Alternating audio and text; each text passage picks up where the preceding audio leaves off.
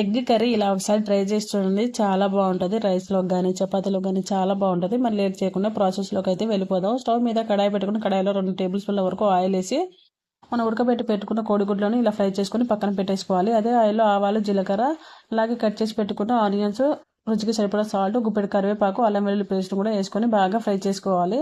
Onions fry అయ్యేంత వరకు మన టమాటా పేస్ట్ని ఇలా చేసుకొని ఆ పేస్ట్ అంతా కూడా ఇందులో యాడ్ చేసుకుంటే సరిపోతుంది.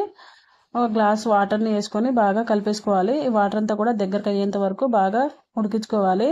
ఇందులోనే మనం ఫ్రై చేసి పెట్టుకున్న కోడిగుడ్లను కూడా యాడ్ చేసుకొని కలిపేసుకున్నామంటే సరిపోతుంది. 2 టేబుల్ స్పూన్ల వరకు కారము, అలాగే ధనియాల పౌడరు, గరం మసాలా కూడా యాడ్ చేసుకొని కలిపేసుకోవాలి.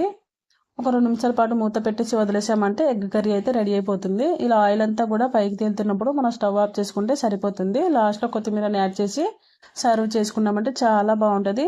మరి వీడియో కనుక నచ్చినట్లయితే మన ఛానల్ని సబ్స్క్రైబ్ చేసుకోండి.